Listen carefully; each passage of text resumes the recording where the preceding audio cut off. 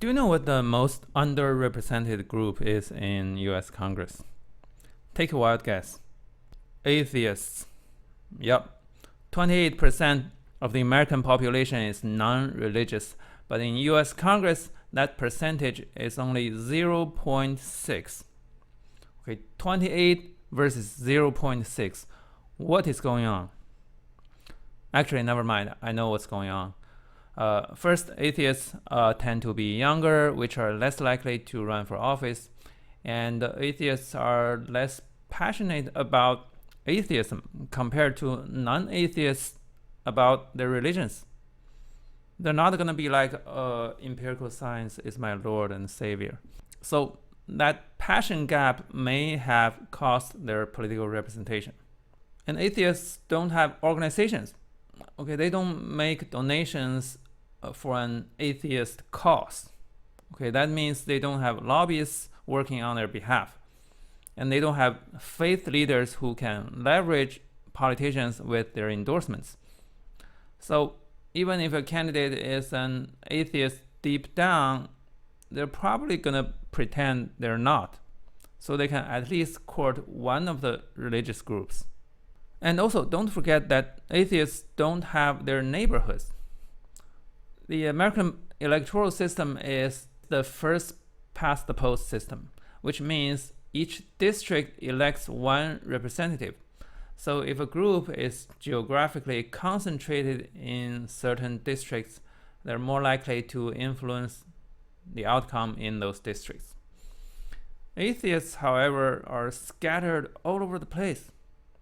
Have you ever heard of an atheist neighborhood? So without a geographic stronghold, they're not going to have much electoral impact. Is this underrepresentation a problem? I'm sure it is. How can it not be a problem when such a big group is virtually unrepresented? Any other group in that position would be furious. So the policy outcome is definitely distorted toward religions because of that. If you look at the abortion bans, the LGBT book bans from school, the failure to ban child marriages, and policies that try to keep women at home, and also the anti-immigration policy packaged in Christian nationalism. All these policies would be challenged if 28% of the lawmakers were atheists, proportional to the population. Just think about it. 150 atheist members of Congress. Things can get really interesting. And this underrepresentation is a vicious circle, because people with disproportional power will always use that power to produce even more power. Right? That's why churches can enjoy a tax exemption even if they endorse candidates, but the secular organizations will be taxed if they do. So you see, because the churches have the power to influence the executive branch's taxation policy, they can use that power to get more of their men endorsed and elected. Of course, if you are religious, you probably like this current arrangement. I don't think I can convince you that it's a bad thing to overrepresent your group.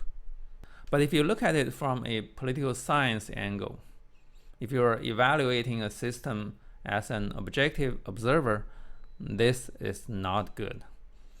It's like in a family, some children have cookies and some children don't. How can it be a good thing? Well, you can make a marginal return argument. Maybe some kids just don't deserve cookies because they aren't passionate about cookies. So cookies don't increase their utility. Like atheists don't deserve representation because they don't care about policy. Maybe they have their stand-up comedy and, I don't know, Roblox or whatever. They're happy enough abominating their lives away. So they don't need some stupid seats in Congress, right? That is actually a valid argument. Atheists may be content with underrepresentation because they're chill. They're nonchalant. So who cares? But I think that's going to change pretty soon.